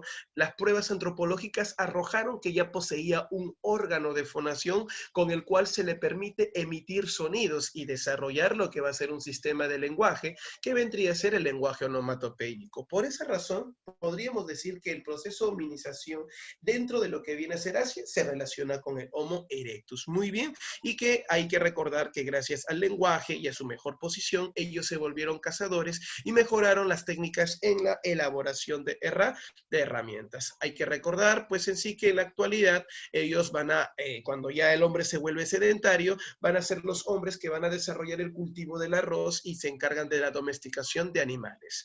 Entre los siglos 7 y 6 a.C. surgen las primeras civilizaciones neolíticas en China, los cuales demuestran muestran que son pues en sí tribus como Peilicán y Chisán, ¿correcto? O Sichán, precursoras de la cultura Yanshao. Los Yanshao vienen a ser la primera cultura que justamente dio origen ¿a quién? A la cultura china. Pero como todos ustedes saben, en realidad, si hablamos de una cultura en la antigüedad, la mejor manera de explicar el origen, y si yo, por ejemplo, te pregunto, ¡ay, alumno de la Academia Mega! A ver, quiero que tú me digas, quiero que, y tú me vas a ayudar, ojo. Quiero que tú me digas, ¿con qué nombre? ¿Con qué nombre se le conoce? Ah, mira, ¿con qué nombre se le conoce a la cultura? Repito una vez más, ¿con qué nombre se le conoce a la cultura que explica su origen en el nacimiento de una pareja en el lago Titicaca? Ya, está facilita esa pregunta. Oye, no me digas que no sabes ese colegio, ¿ah? Ya te cae tu palazo ahí. Listo. A ver. Oye, no me digas que no vas a saber qué cultura explicaba su origen de forma legendaria, diciendo que una pareja nació pues en el lago Titicaca. Ah, muy bien, Piero, ya menos mala, ya me estaba asustando. Muy bien, Nadine, la cultura de los incas. Bien, te voy a contar que la mayoría de culturas, por ejemplo, Roma, explicó su origen a través de la leyenda de Rómulo y Remo. Ya, acá en la historia de quién, en la historia justamente de China, nos hacen referencia pues en sí que existen dos historias, ¿correcto? El mito de Shennon, ¿correcto? No Shenlong, Shennon, y el llamado mito de Panku. Apunta, el mito, apuntadito, el mito que explica el origen de la cultura china es el mito de Panku. Repito una vez más, es el mito de Panku. ¿Correcto? El mito de Panku. Entonces, Panku, ¿qué cosa viene a ser? Viene a ser una divinidad, una gigantesca divinidad. Y esta divinidad adivina. ¿Qué es lo que termina pasando? Es un ser que une al bien y al mal. Y de ahí nace la idea del yin y del yang. ¿Correcto? Con el cual, señores, escúchame, yo estoy hablando de la mitología, la leyenda, junta y nace pues en sí la humanidad, junta al bien y al mal. El bien es representado por el hombre y el mal es representado por la mujer. El yin es el hombre, pero el hombre necesita de algo malo. ¿Y quién es lo malo? Es la mujer. Por eso que a la mujer se le considera el bien complementario del hombre. Y eso no lo dice el profesor Mestanza, por si acaso. No vas a decirme, ay, qué machista el profe. No, eso lo dice ¿quién? Eso lo termina diciendo, pues en sí, la mitología de la India. En ese sentido, querido alumno, cuando nosotros hablamos, pues, del mito de Panku, estamos hablando del mito que explica el origen de ¿quién? De China, donde Panku es un ser gigantesco que une a ¿quién te dije? Al bien y al mal, donde el bien es el yin representado por el varón y el mal es la mujer representado por el yang, ¿correcto? Repito, el yin y el yang, lo bueno y lo malo, el mal complementario. Eso es en sí la llamada leyenda, pero ahora existen otras historias. Por ejemplo, te leo la leyenda pues del emperador amarillo que vendría a ser, no te olvides, Huang Ti, el primer gran emperador de la cultura china. Existen historias sobre su lucha con su hermano Shen Nong, dice, y con un diluvio causado por un monstruo. También se cuenta que posee un tambor hecho con piel de cuy. No vayas a pensar del roedor, ¿eh? Un ser mitológico que puede producir lluvia, viento, sequía. La leyenda de su retirada hacia el oeste en la guerra contra el emperador del este, Qi Yu, en la batalla de Shoulu, se considera como el establecimiento de la etnia Han. En pocas palabras, resumen, la etnia Han, ¿quién vendría a ser? Los Han vendrían a ser nada menos y nada más que los primeros, ¿qué, muchachos? Los primeros, pues, a ver, ¿cómo podríamos decir? Los Han vendrían a ser los primeros en establecer un estilo de vida dentro de quién, dentro, por ejemplo, de China. Es como decir, no, Manco Cápac y Mamaoyos son los primeros en establecer un estilo de vida dentro de la cultura inca. ¿Y a qué dinastía pertenecen? Ah, buena, ¿no? A la dinastía Urin, a los primeros gobernantes desde el Bajo Cusco. ¿Me dejo entender? Es así como los Han vendrían a ser los originarios de la cultura china. Y en otros, dice, entre otros logros, el emperador amarillo se le atribuye la invención de los principios de la medicina tradicional china, el Neijing o canon médico del emperador amarillo, que según la leyenda fue compuesto, dice, en colaboración con su médico Kibu, y sin embargo, historiadores actuales consideran que fue compilado de fuentes antiguas por un estudioso de la dinastía Zhou y Han hace más de 2000 años. Muy bien, ese hombre que sale ahí es Yuan Ti. Acuérdate, ¿quién es el emperador mitológico fundador, entre comillas, de China? Yuan Ti. Entonces, a ver, una cosa. Chicos, a ver, pregunta para ustedes, para ver si me han entendido. ¿Con qué nombre se le conoce al mito que explica el origen de la cultura china? Vamos. Muy bien, Israel, correcto. Muy bien, Nadine, Daniel, correcto, Piero y Saulo. Eso, hijo, muy bien, Pancu. Pero si hablamos, ya, dejamos un rato la mitología y nos vamos al aspecto real. ¿Quién sería considerado el fundador, correcto, de la cultura china? Ahí está el personaje. Yuan Ti. ¿Qué significa Yuan Ti? Ajá, muy bien, Piero. Yuan Ti significa el emperador ama amarillo. Gracias, muchachos, de verdad. Hoy me siento, pues, en sí, como dicen las personas, me siento bendecido porque tengo, pues, en realidad tremendos alumnos que para hacer la primera clase me están dando talla y están respondiendo de la mejor manera cada uno de los puntos que yo les vengo explicando. Bien, vamos a la parte de la economía y la sociedad. La economía nos ha demostrado, pues en realidad, que al ubicarse cerca a una zona de, por ejemplo, de presencia de pastos, de ríos, correcto, tienen una economía estable y van a destacar por desarrollar la agricultura, donde van a producir cereales, destacando el arroz, por eso ya sabes, y no me digas el arroz chaufa, hijo, ellos no conocen el chaufa por si acaso, y también desarrollar la ganadería, ¿no? Ahí está. Ahora, también, como su territorio era grande y había sociedades en distintas regiones, también destacaron por intercambiar y vender productos a nivel marítimo. Por ejemplo, intercambiaron productos con los romanos y eso se logró pues en sí con la dinastía Han. Como sociedad, la llamada cultura china es una sociedad altamente clasista, donde encontramos principalmente a dos clases, ¿no? La clase dominante y la clase dominada, donde la máxima autoridad viene a ser el emperador que representa, repito una vez más, ¿a quién? A Dios en la tierra. Es un personaje que tiene el poder absoluto. ¿Dentro de qué, muchachos? Dentro de lo que hoy nosotros conocemos con el nombre de qué? Con el nombre, pues en sí, de China. Debajo de ellos, sus sacerdotes, sus guerreros encargados de la expansión, pero también defensa de su territorio y que son premiados por el emperador teniendo lujos, ¿no? Podríamos decir que es una nobleza recompensada.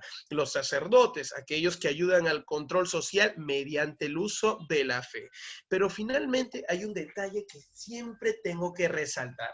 Querido y estimado alumno, hay que recordar, correcto, que la sociedad china, al tener un territorio grande, al ser un pueblo expansivo en el aspecto militar y a la vez también panteísta en el aspecto religioso, era necesario para poder mejorar el sistema administrativo que el poder no se concentre en una sola ciudad, sino que tenía que, ¿qué cosa? Justamente dividirse. Y es por ese motivo que ante la invasión y sometimiento de distintos pueblos, ¿qué es lo que termina pasando? Simple, nos cuentan pues en realidad en la historia, repito una vez más, nos cuentan en la historia que el emperador va a premiar, correcto, a las personas que tienen conocimientos, llámese en lectura, en matemática, como saber sumar y restar de manera mínima. ¿De qué manera los va a premiar? Los va a premiar, nos cuentan en la historia, pues en sí, de la siguiente forma, de la siguiente manera. Y resulta, hijo, para todos ustedes, resulta que van a nombrar pues en sí a los mandarines, que son los encargados de la administración de las provincias, ¿correcto? Han dominado un pueblo nuevo, muy bien. De ese pueblo van a escoger a aquel hombre que sepa sumar, restar, leer y escribir. A ese hombre le van a decir, muy bien, todos ustedes van a trabajar como esclavos, van a trabajar la tierra y van a tributar. Pero tú, compadrito, por saber leer y escribir, no vas a tener esa desdicha. Tú vas a trabajar conmigo. Tú vas a trabajar para mí. ¿De qué te vas a encargar? A ver, señor, quiero saber qué cosa voy a hacer yo. Ah, ya. Tú vas a encargarte de, primero, de por mí, así ya tú vas a ser mi imagen, y por mí tú vas a dominar a tu pueblo. ¿Qué más vas a hacer? Vas a cobrar los tributos a mi nombre. Una vez que recaude los tributos, el siguiente paso es llevármelo, traérmelo a mí. Entonces, un ratito, profe, yo le voy a dar la administración de una provincia, pero a la vez también él va a ser el encargado de recaudar los impuestos y hacer crecer las arcas del emperador. Por ese motivo eran, en pocas palabras, pues en sí, sus llamados gobernadores del emperador. ¿En dónde? En las provincias. Ah, entonces, profe, él maneja la población, él es un administrador de provincias y a la vez también, no te olvides, un recaudador de impuestos. Eran escogidos entre los más inteligentes de la población. Entonces, no cualquiera era pues un mandarín, ¿correcto? Entonces, mandarín, normalmente el mandarín hablaba pues el lenguaje del pueblo. Por eso de ahí nace la idea del chino mandarín, ¿correcto? Listo, la clase dominada, ese es el sector explotado, oprimido, como quieras llamarlo. Ahí destaca el campesino, el artesano, el pastor y el pescador, y bien, pero bien debajo, ahí están los esclavos, aquellos que han perdido totalmente su libertad y todo tipo de derecho. ¿Queda claro? Listo. Vamos a la historia, ya para poder finalizar con la clase y responder algunas preguntas que nos van a ayudar a conseguir nuestro objetivo, que es el ingreso a la universidad. Muy bien. A ver, la historia. Empezó con la dinastía Xia, que es considerada la dinastía que da origen, ¿a quién te dije? A China. Repito una vez más, la dinastía Xia es la dinastía originaria de la cultura china. Acuérdate que la dinastía Xia se relaciona con la vida, ¿qué? Con la vida sedentaria, ¿no? Con la aparición de la agricultura o el llamado neolítico de China. La dinastía Shang, por el contrario, ¿qué cosa viene a ser? La dinastía que dejó la primera evidencia histórica de su existencia. ¿Por qué, profe? A través de la escritura. Dice la historia que en esta época realizaron el primer tipo de escritura. ¿Realizado pues en qué? ¿Sobre qué? ¿Papel, profe? ¿Papiro? No, utilizaban huesos, los famosos huesos oraculares. Muy bien, se dice también que con la llamada dinastía Shang apareció o se desarrolló lo que viene a ser considerado con el nombre de astronomía. Repito una vez más, la astronomía, sí, lo que nosotros vamos a llamar el calendario chino. Muy bien, listo, señores. Ese es en el caso de los Shang. Pero ahora sí vienen dos dinastías importantes, la dinastía Zhou o Zhou y la dinastía Qin. Hablemos de la dinastía Zhou. La dinastía Zhou ha destacado, así en resumen, hijo, en dos aspectos. Y eso, si te preguntan, solo acuérdate de esto. Los Zhou o Zhou, ¿por qué son conocidos? Los Zhou o Zhou son conocidos principalmente por desarrollar filosofía y religión. Repito una vez más, ¿por qué son conocidos? Por desarrollar filosofía y religión. En la dinastía Zhou, acuérdate que se desarrolla la cultura y la literatura china. Ahí destaca Confucio, por ejemplo, ¿no? Filósofo, promotor de la cultura y educación de China, quien decía que solo estudiando dejarás la pobreza. Primero hay que recordar que Confucio, o Confucén, ¿sí? Su nombre verdadero es Confucé, pero más conocido como Confucio, no es el padre de la confusión, como muchas mujeres de los certámenes de belleza afirman. La confusión, dicen. No, olvídate eso. Es totalmente contrario. ¿Cuál confusión? Él te trae la razón, te trae el conocimiento. El amigo llamado Confucio representa la cultura. Él, en primer lugar, era un hombre en sí que pertenecía a la nobleza. Y como todo noble, posee privilegios, tierras, esclavos y lo principal, recibe educación, porque en el futuro va a ser un gobernador. Pero aparentemente este era un rebelde, no compartía esa idea de qué, del dominio y explotación de las personas.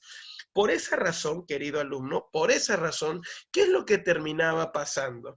En la historia nos van a contar que el amigo llamado Confucio enseñaba al pueblo de forma gratuita, educaba, repito, al pueblo de forma gratuita y les decían que solo la única manera de dejar la miseria, la pobreza, era justamente estudiando. Y por esa sencilla razón, querido alumno, estimado alumno, ¿qué es lo que termina pasando? Nos cuentan pues en realidad en la historia, repito una vez más, nos cuentan en la historia que él terminó perdiendo pues ciertos privilegios, pero te voy a decir algo, a sus clases iban primero mucha gente del pueblo, pero el cansancio, ¿no? Como dicen, ¿no? El cansancio les pasaba factura. Muchos trabajaban la tierra durante toda la mañana y lo que más querían al final era llegar a su casa, darse un baño y descansar.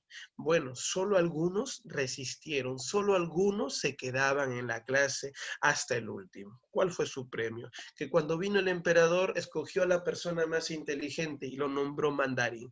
Te dije hace rato que aquella persona que era mandarín, ¿qué cosa obtenía? Obtenía pues privilegios políticos y también en sí el grado de noble, dejaba de pagar impuestos y ser tratado como qué, ser tratado pues en sí, no te olvides, como esclavo. Ahí está la situación de Confucio. Por ese motivo, ahí está lo que dice Confucio, ¿no? La única manera de dejar la pobreza es estudiando. Eso lo dijo hace más de 2000 años y en la actualidad eso es verdad. ¿Quieres mejorar tu estilo de vida? ¿Quieres darte una mejor calidad de vida? ¿Qué tienes que hacer? Simple, hijo, estudia. Repito una vez más, ¿qué tienes que hacer? Tienes que estudiar.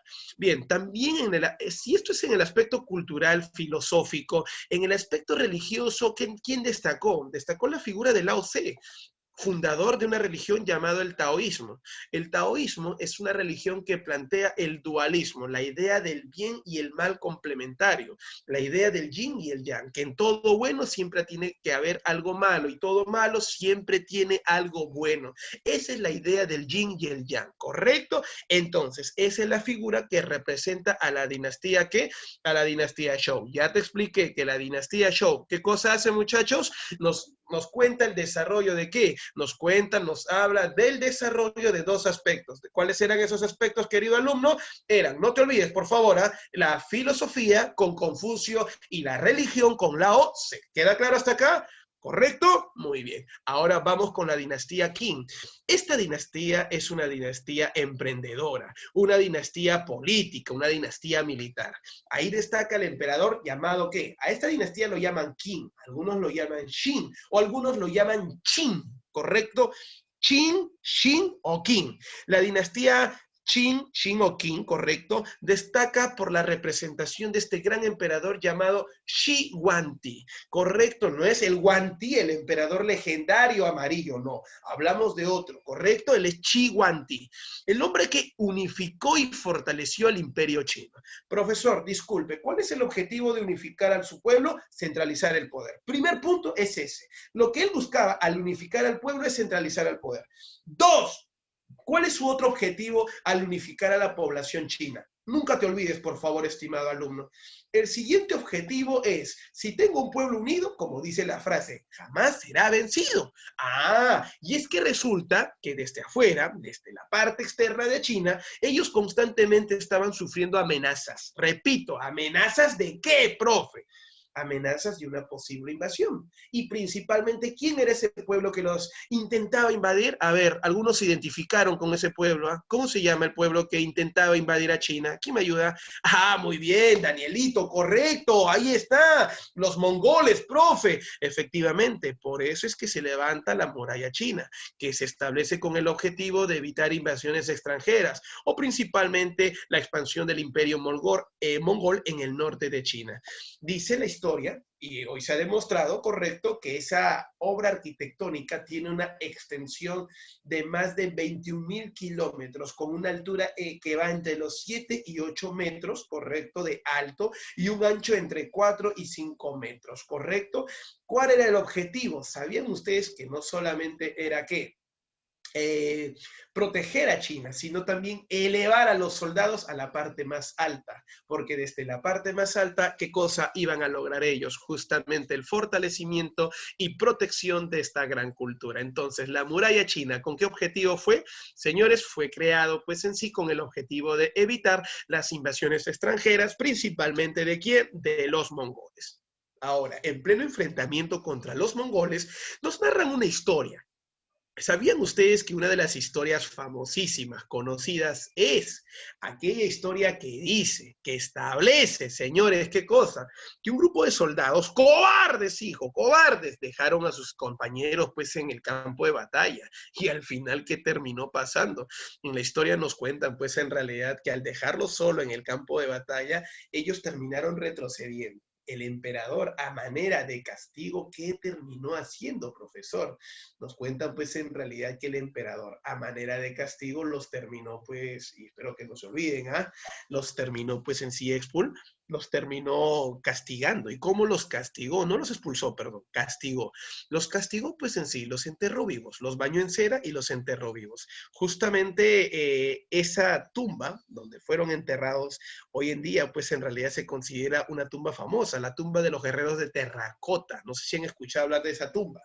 Y es que resulta que el emperador consideraba que si son cobardes en vida, muertos ya no van a ser cobardes y sus espíritus van a proteger justamente la muralla. Por ese motivo los enterró vivos. Muy bien, listo, señores. Vamos con la siguiente dinastía, la dinastía Han, la dinastía que destacó, la última gran dinastía de la China antigua. Y esta dinastía, ¿por qué destacó? Por impulsar el comercio y dejar los mejores inventos, como por ejemplo, a ver, esta dinastía se relacionó con Roma, con el cual, por ejemplo, le llevaba pues en sí la famosa tela de la seda, el papel, la pólvora, la brújula, la imprenta, el sismógrafo, por ejemplo, ellos los movimientos sísmicos lo estudiaron, la brújula, la pólvora, el papel, ¿no? La imprenta, con el cual mejoraron justamente la difusión de su cultura, costumbres, etc.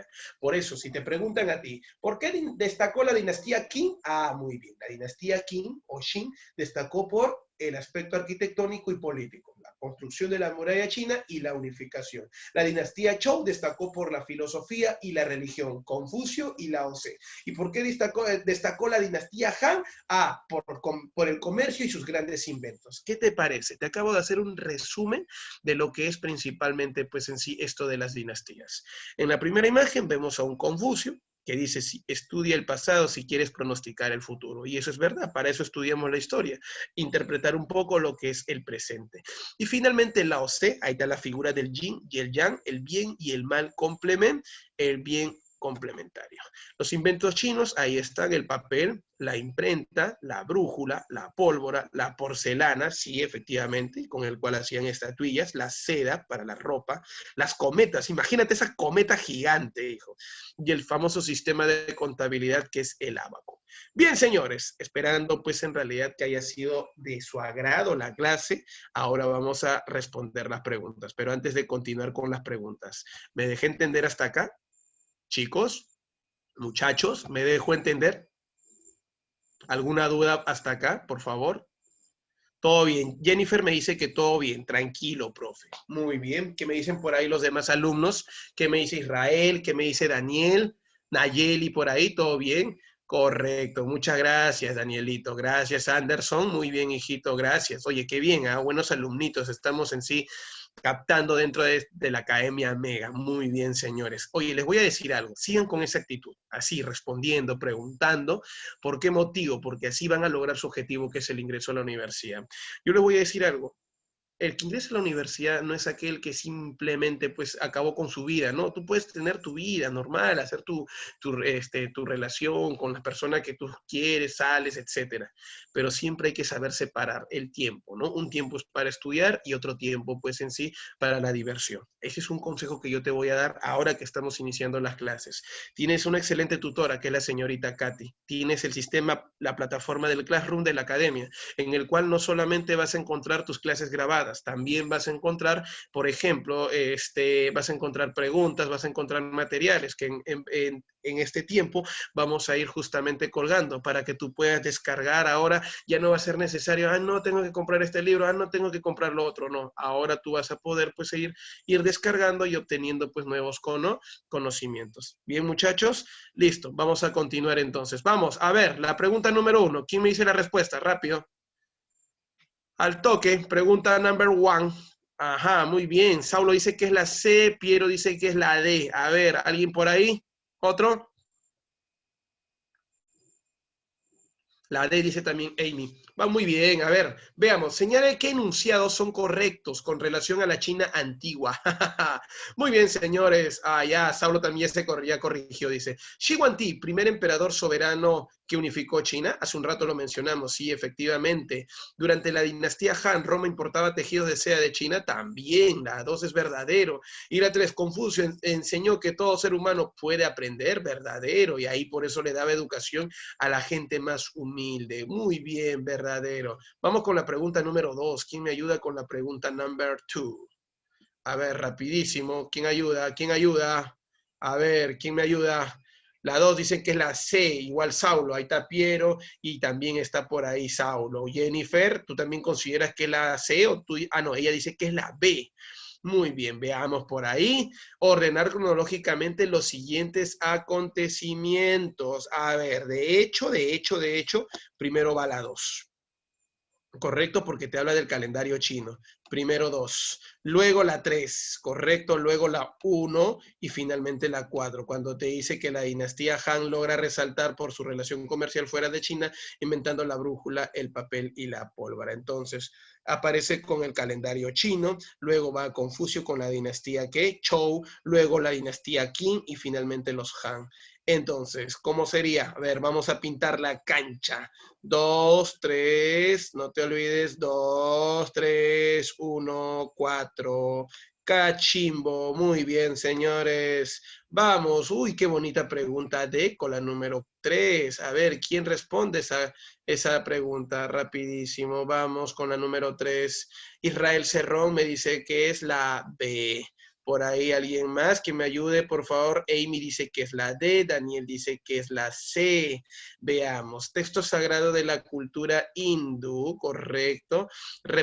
Dice representado en 4 libros, en el cual mantiene himnos, oraciones de la cultura hindú en su etaparia. Este libro se subdivide en mantras y brahmanas. El libro sagrado es, todos ustedes saben que el libro sagrado que ellos tenían es nada menos y nada más que las Vedas. Ese es el libro sagrado. Ah, ya, mi amigo se está corrigiendo. Dice que él había leído la 4, no había leído la 3. Listo, no hay problema, hijo. Ahora sí, tú mismo eres Daniel. Ahora sí lee la 4. Muy bien a los que respondieron la C, correcto. Entonces, no podía ser Ramayana, cuidado, porque está la nota del libro sagrado. Listo. Ahora sí, vamos con la número 4. ¿Qué nos dice la pregunta número 4? Dice, es una doctrina filosófica y espiritual no teísta.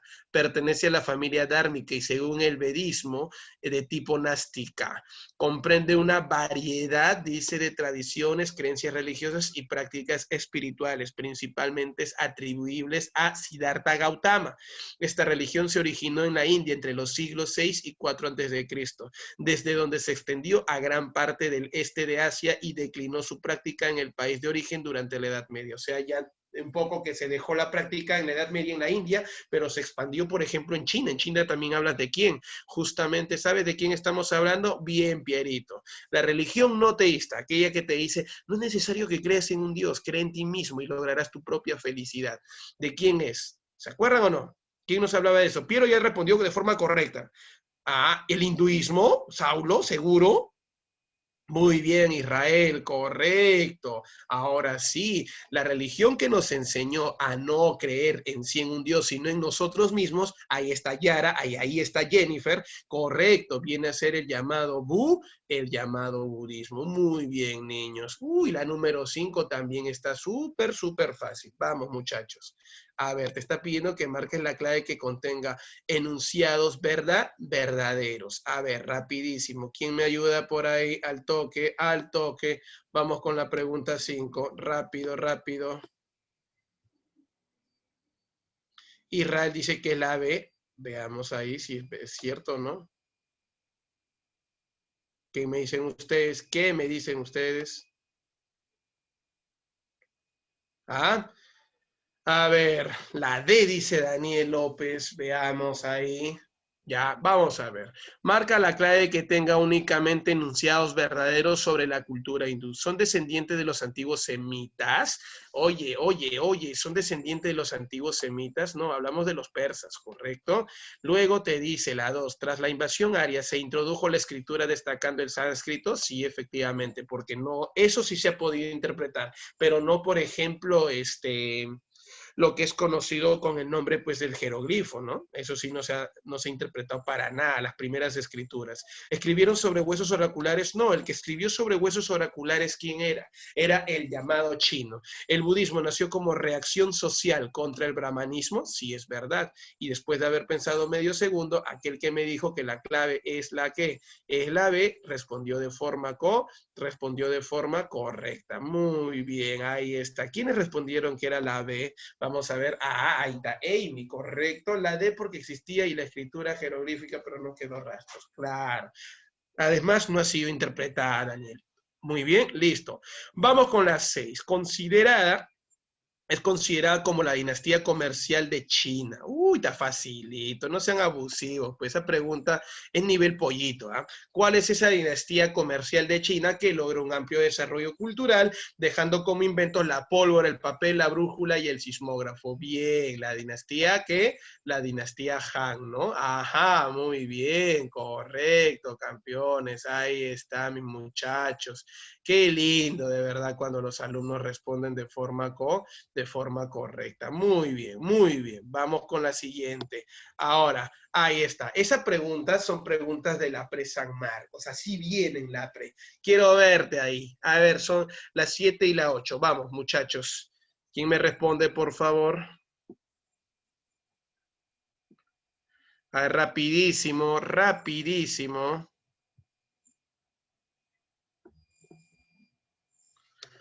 Dice en la cultura india, el régimen de castas, dice, y el concepto de reencarnación delineaban y fundamentaban la cultura de dicha sociedad, así como los fundamentos del budismo. En el modelo de castas jerarquizado, los chatrías se consideraban como seres que, uy, facilito, esa parte está recontra fácil.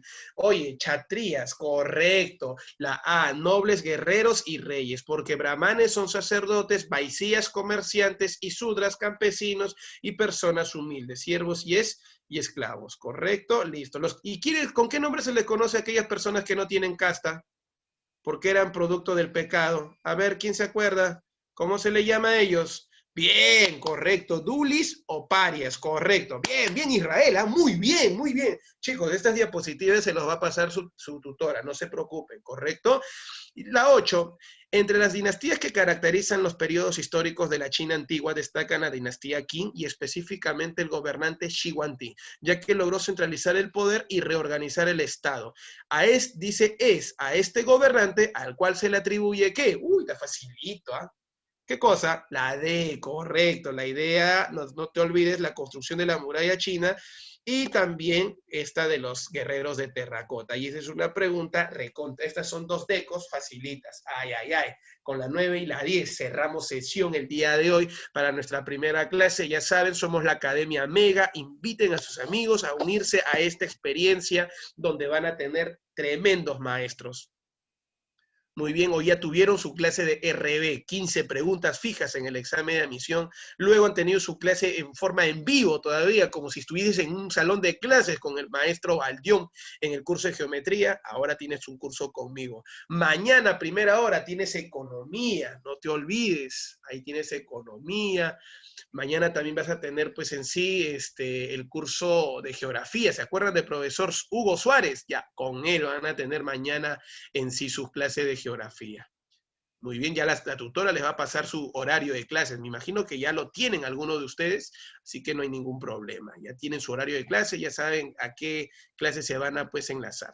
Muy bien, vamos. Dice, marca la clave que contenga solo enunciados correctos. Veamos con la 1. El periodo bélico destacó, dice, destacó la vida agrícola desarrollada por los drávidas. Oye, chochera, eso es recontra falso, porque los drávidas son del periodo en sí hindú, de la primera etapa. La 2. Los brahmanes tuvieron el control social de la India gracias a las Vedas. A ver, el control social de la India. Gracias a las Vedas, sí, eso es verdad, las Vedas fue el libro sagrado que justificó la sociedad de casta y por ello, pues que esa sociedad era controlada por la casta sacerdotal. Las pagodas son los templos religiosos de la cultura india budista. No, pagodas es en sí el templo budista, pero en China. Acá en India se llama estupas. Y finalmente la 4 dice, el Kama Sutra es el libro que representa la literatura de la India, donde se trata el tema del comportamiento sexual humano. Sí, verdadero. La 2 y la 4 son los únicos enunciados correctos. Mira, pregunta Deco. La 10 marca la alternativa que contenga la sucesión correcta de enunciados verdaderos y falsos. A ver, ya, vamos, ¿quién me ayuda con esa? ¿Quién me ayuda con esa pregunta? Al toque. Vamos, Israel. Israel ya me mandó la clave. Piero también me dice que la 10 sería... A ver, a ver, a ver, a ver, a ver, a ver. Dice que no hay clave para Piero, así que lanzó. Acá Daniel, Israel dice que es la A. A ver, veamos por ahí. Mucho cuidado, Pierito. Anderson también, igual que Piero, está pensando, pero Daniel e Israel sí han logrado llegar, pues, en sí a una respuesta concreta. Veamos, voy a ayudarles a ustedes. Marca la alternativa que contenga la sucesión correcta de verdaderos y falsos. Primero, la dinastía Han logró unificar, dice, logró la unificación de China. Oye, falso, porque eso ha sido establecida por la dinastía Qing, correcto. La dinastía Xia estableció el taísmo o el taoísmo como religión de China. Falso, ya ahí está, porque eso es con los Zhou. Confucio propone el desarrollo del hombre a través de la educación. Verdadero. Ahora, lo que yo no entiendo es cómo un grupo de alumnos me puede decir en sí que la dinastía Qin destacó por permitir el desarrollo de la religión y la filosofía. Claro, Piero, eso le pertenece a los Zhou. Muy bien, entonces, ¿qué cosa es eso? Ah, muy bien, falso. Entonces, ahí nosotros no encontraríamos una clave, sería falso. Ah, ya, vamos a hacer algo. Vamos a hacer algo, ¿correcto? Vamos a ver acá rapidísimo. Vamos a corregir, porque esto es lo bueno de la tecnología, tiene pues en sí su sistema de corrección. Listo, muchachos. Después de haber pensado medio segundo, ¿cuál es la clave acá, muchachos? Rapidísimo. ¿Cuál es la clave? Ahora sí, ayúdame. Si en la 9 era la D, la 2 y la 4, ¿cuál es la clave acá en la pregunta número 10? A ver quién me dice. Sería falso, falso, verdadero, falso. Ahora sí. Muy bien, muchachos. Mi pregunta para todos ustedes, ¿qué les ha parecido la clase de hoy? Gracias primero por su atención, gracias por formar parte de la Academia Mega y como tú ya sabes, cada clase te acerca al ingreso. Muy bien, muchachos, ¿qué les ha parecido la clase de hoy? ¿Les pareció bien? Muchas gracias, Nadine, muchas gracias, Israel, gracias, Nayeli, lo máximo. Yo les voy a decir algo de mi parte, así como ustedes me dicen que ha sido excelente la clase, gracias, Jennifer, Paulo, Saulo. Yo les quiero decir que ustedes también son excelentes alumnos y espero de verdad que mantengan ese mismo nivel, ese grado de atención que hoy ha sido pues en sí una clase para mí. Creo que te has llevado demasiado conocimiento a tu casa. Muy bien. Gracias, Danielito, por tus palabras y bueno, nos estamos viendo la próxima semana. También te extrañé, amigo Chupe, el gran Danielito. Un fuerte abrazo a todos ustedes y nos vemos la próxima semana. Y no se olviden, tenemos clases durante toda la semana y participen. Eso sí, les voy a dar un consejo. Siempre participen de sus exámenes semanales. Recuerda que a través de la práctica tú vas a lograr tu objetivo. Algo que me dicen, pero ¿para qué voy a dar mi examen semanal? Es que, hijo, hay un detalle. Tú sabes, por ejemplo, tú te compras un auto. Yo siempre le pongo un ejemplo a los chicos. Y se te pincha la llanta. Cuando tú vas a sacar tu llanta, tú te demoras como media hora en sacarlo y en ponerlo otra media hora. Pero en cambio el llantero lo saca en sí en menos de 5 minutos. La pregunta es, ¿por qué lo sacan más rápido y por qué tú te demoras más? Ahí la respuesta. La práctica hace al alumno. La práctica hace que tú tengas mayor habilidad. Si tú todos los días desarrollas un examen de la misma forma, el día del examen de admisión tú vas a sentir pues que estás en tu casa y que estás dando un examen normal. Por eso, te repito una vez más, ponle la misma actitud y las mismas ganas. Nos vemos, muchachos. Ha sido un placer haber formado parte de esta primera clase y nos estamos viendo la próxima semana. Un fuerte abrazo a todos ustedes. Chau, chau. Cuídense. Gracias, profesor Mestanza. Chicos, Gracias, Katicita. Cuídate. Chau, chau. Mañana tenemos clase desde las 8:30 y nuevamente felicitarlos por la actitud que han tenido el día de hoy. Espero verlos con el mismo ánimo mañana. Nos vemos, hasta luego.